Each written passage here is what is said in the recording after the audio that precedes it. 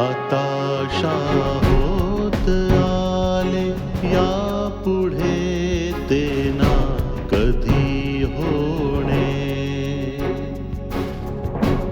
आता होत आले यापुढे ते ना कधी होणे.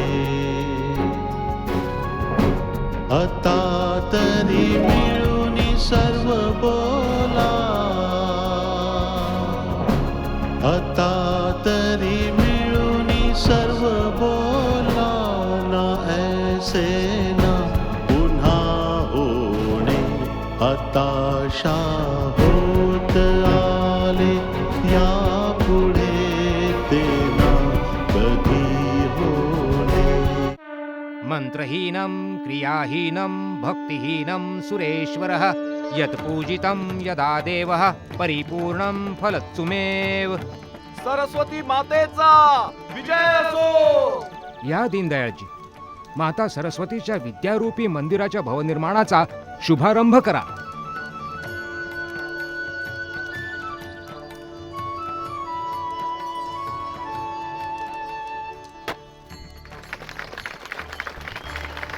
सरस्वती मातेचा विजय असो. सरस्वती मातेचा विजय असो. सरस्वती मातेचा विजय असो. सरस्वती मातेचा विजय असो. सरस्वती मातेचा विजय असो. सरस्वती मातेचा विजय असो. सरस्वती मातेचा विजय असो. सरस्वती मातेचा विजय असो.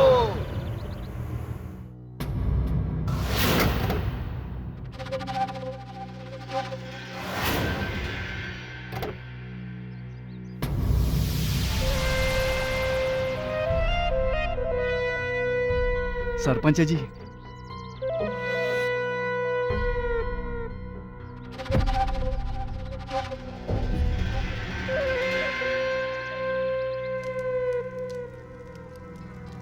जय हो गुरुजी.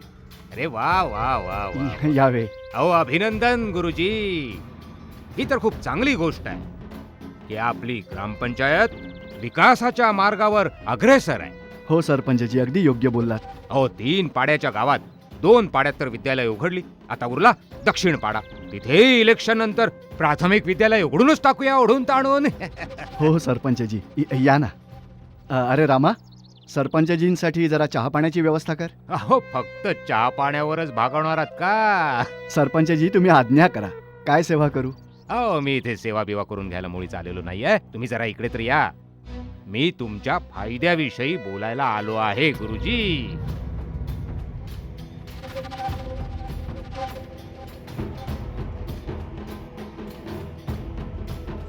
हा तर काय म्हणतो तुम्ही? हा, अहो यावेळी तर विद्यालयाचं बजेट खूप तगडं आलंय आणि अगदी योग्य वेळेवर आलंय गुरुजी. हो सरपंचजी. अरे हो, तुम्ही रिटायर व्हायला फक्त 2च वर्ष उरली आहेत ना? हो. आणि तुम्हाला तुमच्या मुलीचं लग्न सुद्धा करायचंय. एक काम करूया की या शाळेच्या बजेटचे 3 पार्ट करूया.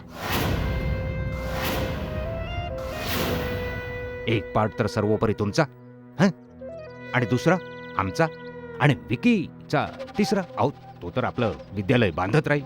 हे काय बोलताय सरपंचजी? अहो हे कसं शक्य आहे? अहो तुम्ही कोणत्या काळात वावरताय गुरुजी? असं तर हल्ली सगळीकडेच चालतं. नाही सरपंचजी, मी असं करू शकत नाही. सरकारी पैसा आहे, पैसा हिशोब द्यावा लागतो. ओ गुरुजी, जास्त कायदा शिकवू नका. 20 वर्षांपासून बाबा सरपंच आहेत. सरकारी पैशांचा व्यवहार कसा होतो हे त्यांना चांगलंच ठाऊक आहे. तुम्हाला जेवढं सांगितलंय तेवढंच करा, समजलं ना? अरे विकी, मोठ्यांशी असं बोलणं शोभत नाही तुला. गुरुजींना ओळखत नाहीस तू? अरे हे तर या बोटावरची थुंकी त्या बोटावर कशी करतात या बाबतीत अज्ञानी आहेत. ते तर मी सवडीने गुरुजींना समजावून सांगेन सगळं हं? सरपंचजी, मला तुमचा हेतू चांगल्याच प्रकारे ठाऊक आहे. तुम्हाला जे हवं आहे ना ते मी मुळीच करू शकत नाही. अहो, गुरुजी का नाही करू शकत? कारण मी एक प्रामाणिक माणूस आहे. बेईमानी करू शकत नाही.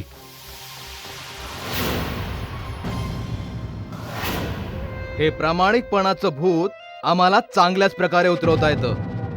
तुम्हाला जेवढं सांगितलंय तेवढंच करा, समजलं ना? नाहीतर ए विक्की, नाहीतर काय?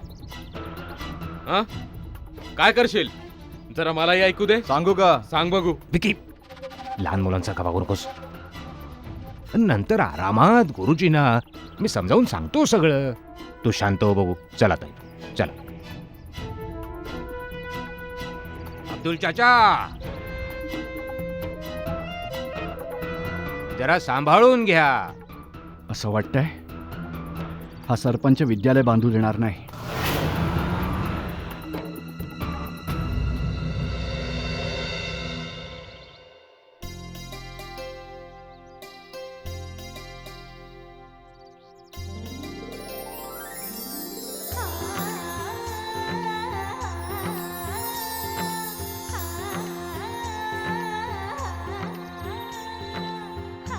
हे लागलं आपल्या शाळेजवळ लिंबाचं झाड. आणि हे तयार झालं आपल्या गावातल्या शाळेचं मॉडेल. कसं आहे चिंटू? ताई, जर अशी शाळा असेल ना तर मी इथेच राहीन, घरी जाणारच नाही. आहाहा, गुरुजी छडीचा चोप देऊन हाकलून देतील तिथून. गुरुजी का मारतील काकू? गुरुजी त्या मुलांना मारतात जे अभ्यास करत नाहीत. आणि चिंटू तर खूप अभ्यास करणार, हो ना? काय गाई? बरोबर बोललीस तू. चिंटू, तू जर व्यवस्थित अभ्यास करशील तर तुला गुरुजी छडी का मारतील? हो मोठी आई. चला जाऊन हे मॉडेल सगळ्यांना दाखवूया. उचला बघू. हे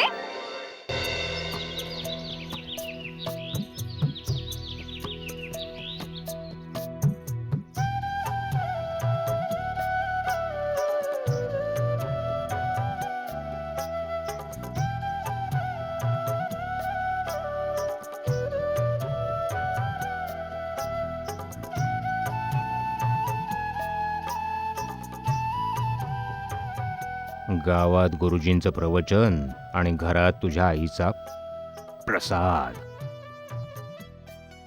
बहुतेक आज पुन्हा बापलेकानी कुणाशी तरी तंटा केलेला दिसतो. तंटा. बाईसाहेब, तुम्ही पूजा अर्चना करा, घर संसार सांभाळा. हेच तुमच्यासाठी योग्य आहे. हे गावातलं राजकारण तुम्हाला सोसायचं नाही. तुमचं राजकारण तुमच्याकडेच ठेवा, मला त्यात तसाही रस नाही. या राजकारणापायीच तर माझा मुलगा गेल्या 5 वर्षापासून वनवास भोगतोय. तो त्याची मनमानी करतोय.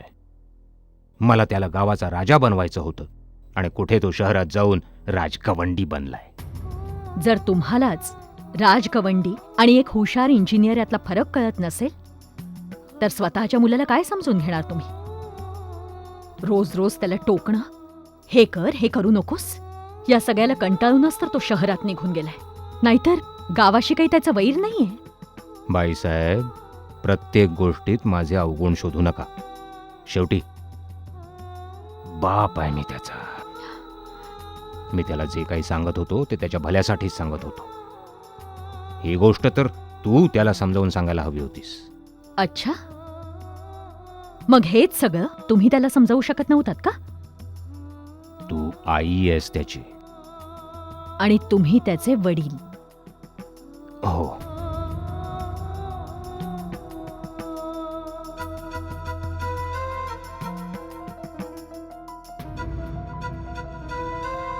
अरे विकी, त्याचं त्या मंत्री साहेबाचं काय नाव आहे? हां, राज मराठे. त्याला फोन लाव.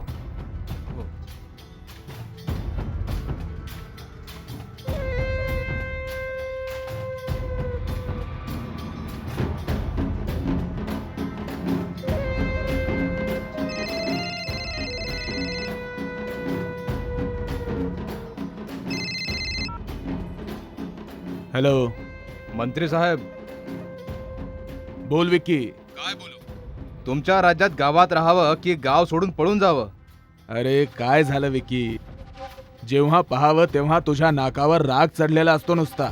तुम्हाला काही फरक पडतो का? एक गोष्ट विसरू नका, दिवस रात्र मेहनत करून तुम्हाला मंत्री बनवलाय, तेव्हा कुठे मंत्रीपद मिळालंय तुम्हाला? वेळ लागलाय का तुला?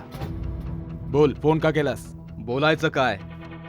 आमच्या ग्रामपंचायतीचा बीडीओ आणि स्कूल इन्स्पेक्टरला समजावून सांगा, जर माझं डोकं फिरलं तर चांगलं होणार नाही. तू काय म्हणतोयस, कोणत्या विषयावर बोलतोयस, मला काहीच कळत नाहीये. सरपंच आहेत का घरात? हो आहेत. त्यांना फोन दे. तुमच्याशी बोलायचं म्हणतो.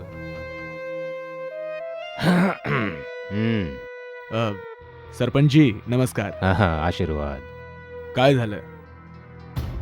विकी का रागावलाय? आमच्या ग्रामपंचायतीमध्ये एक नवीन स्कूल सँक्शन झालं. आता व्हिडिओ आणि स्कूल इन्स्पेक्टरने हे कंत्राट मुख्याध्यापकांनाच दिलंय. त्यामुळेच आमच्या विक्की साहेबांचा पारा असा एवढा चढलाय. आणखी काय? सरपंचजी, विक्कीला समजावून सांगा की इलेक्शनचे दिवस आहेत, उगाच काही उलटसुलट करू नकोस म्हणून. आता बिल्डिंग तर एका दिवसात उभी राहणार नाही ना. मी आजच बीडीओला फोन करतो. आणि तुम्ही का गोंधळलेले आहात? तुम्ही तर निवडणुकीत बिनविरोध निवडून याल हे तर पक्कच आहे ना. विकीला समजावून सांगा. नमस्कार. सुखी राहा.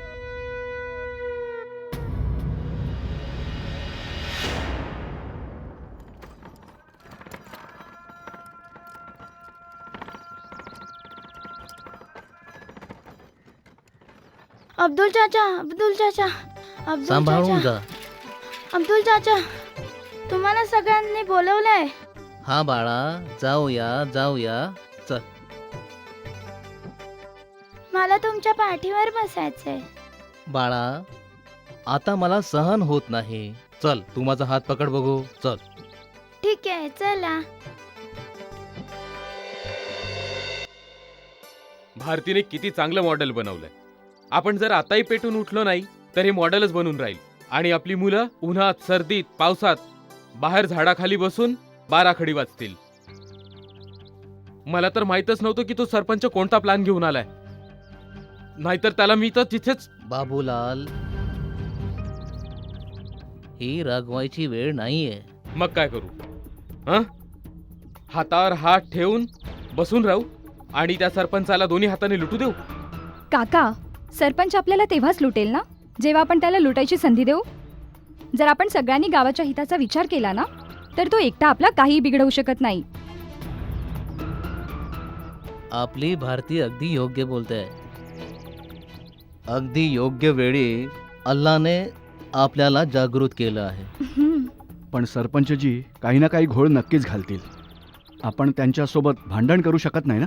दादा, मग आपल्या मनगटात बळ नाहीये की काय? काका, प्रत्येक समस्येवरचा उपाय भांडण, तंटा, मारामारी नसते. ही लोकशाही आहे. जर आपल्याला गावाचं भलं करायचंय तर आपल्याला लोकमताचा आधार घ्यावा लागेल. मी भारतीशी सहमत आहे. या इलेक्शनमध्ये त्यांची सरपंचगिरी संपवावी लागेल. अगदी बरोबर. यावेळी सरपंच आपल्या बाजूचा असेल आणि आपल्याकडे अजिबात वेळ नाहीये. म्हणून आपल्याला आत्ताच ठरवावं लागेल की आपला कॅन्डिडेट कोण असेल. ठरवायचं काय? गुरुजींशिवाय दुसरं कोण आहे जो लायक आहे सरपंच होण्यासाठी? नाही, तुम्ही बरोबर आहे, बरोबर आहे. गुरुजीच लायक आहे. अहो, चाचा बरोबर बोलतायत. खरंच आहे ते. शांत व्हा. गुरुजींनी उभंच राहिलंच पाहिजे. शांत व्हा सगळे. हे बघा, हा तुमचा उत्साह आणि माझ्यावरचं जे प्रेम आहे ते बोलत आहे. पण मी एक सरकारी कर्मचारी आहे. मी निवडणूक लढवू शकत नाही.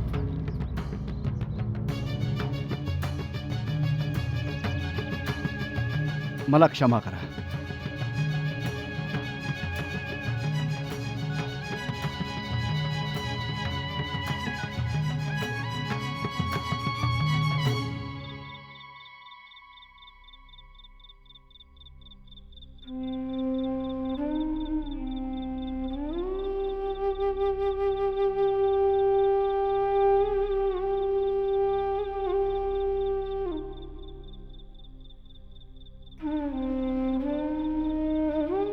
ऐकलत का? काय झालंय? खूप काळजीत दिसताय तुम्ही. गावकरी मला निवडणुकीत उभं राहायला सांगतायत. कळत नाहीये की काय करावं.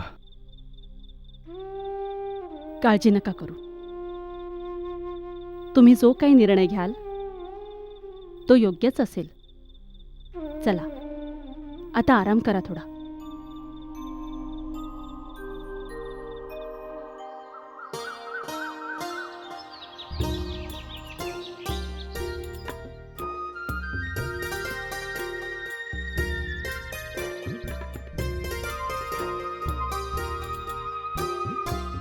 गुरुजी नमस्कार. नमस्कार नमस्कार. नमस्कार. कुठे जाताय तुम्ही? शाळेची वेळ झाली आहे, शाळेत जातोय. कदाचित जिल्हा शिक्षण अधिकाऱ्यांकडेही जावं लागेल. जाण्यापूर्वी आम्हा सर्वांची विनंती ऐकून जा. विनंती कसली? आज्ञा करा तुम्ही. मला जे शक्य आहे ते मी करेन. ते तर ठाऊक आहे गुरुजी. तुम्ही असताना आम्हाला दुसरीकडे हात पसरायची गरज नाही पडत. तुमचं सहकार्य, तुमची कृपा कायमच ह्या गावावर असते. तुम्ही कित्येक गरीब अनाथ मुलांचं आयुष्य सावरलंय. तुमच्यासारख्या मोठ्या मनाचा माणूस या अख्ख्या गावात कोणीही नसेल. अरे पुरे, माझी एवढी स्तुती करू नका की माझा अहंकार जागा होईल. मला तर एवढंच माहिती आहे की परमेश्वराने जे आयुष्य दिलं आहे ते निरर्थक जाता कामा नये. तुम्ही काहीतरी बोलत होतात. आम्ही म्हणत होतो गुरुजी की गावात कोणीही असा नाहीये की ज्यावर भरोसा केला जाईल. एक तुम्हीच आहात ज्यांच्यावर आम्ही भरोसा ठेवू शकतो. म्हणून आमची इच्छा आहे की तुम्ही शंकरसिंगजींविरुद्ध निवडणूक लढावी. हो गुरुजी. एवढी वर्ष गावचा सरपंच बनून त्याने गावकऱ्यांची फक्त पिळवणूकच केली आहे. लोकांवर अत्याचार केलेत आणि त्याच्या विरुद्ध कोणीच बंड केला नाही.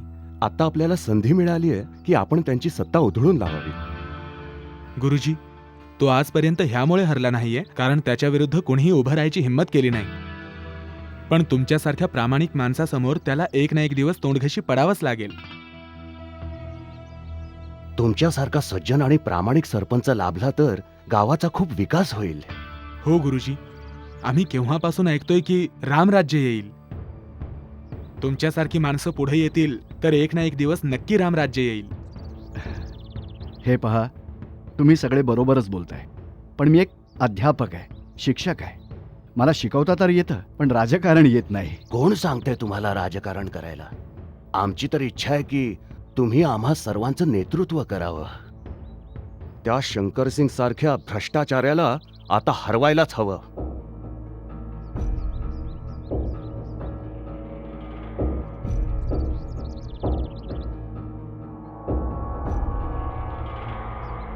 ठीक आहे, मी तुम्हा सर्वांच्या म्हणण्यावर विचार अवश्य करेन.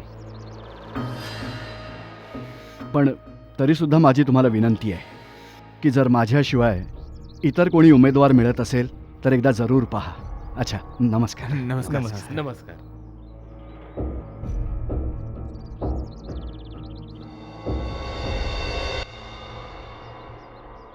यादवजी, आजपासून या शाळेची आणि मुलांची जबाबदारी तुमची.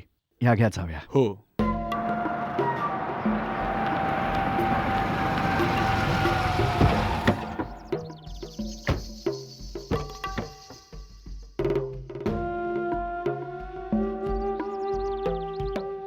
सरपंचजी. वा गुरुजी वा. तर मुलांना शिकवण्याऐवजी तुम्ही गावकऱ्यांना राजकारणाचे धडे शिकवताय गुरुजी. एक सेकंड सुद्धा लागणार नाही मला.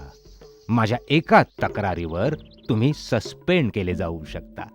कोणी माईचा लाल तुम्हाला वाचवायला येणार नाही. सरपंचजी, ज्या नोकरीवरून तुम्ही मला सस्पेंड करण्याविषयी बोलत आहात ना, त्या नोकरीचा मी आजच राजीनामा दिला आहे. राजीनामा? आणि तो का म्हणून? स्वतंत्र देशाचा स्वतंत्र नागरिक आहे. मनात आलं सर होणार.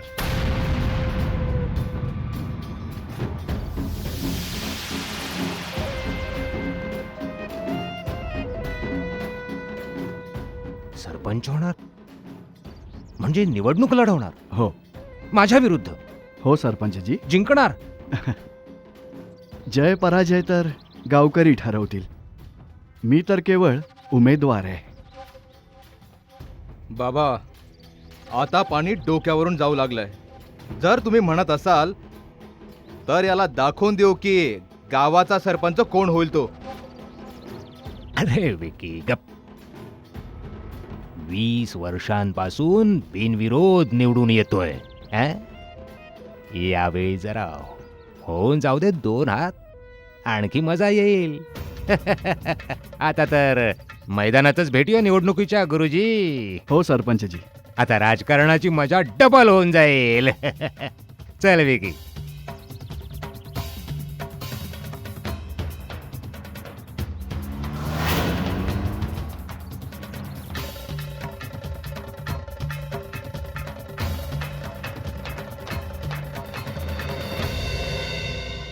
आता होत आले या पुढे ते ना कधी होणे. आता होत आले या पुढे ते ना कधी होणे. आता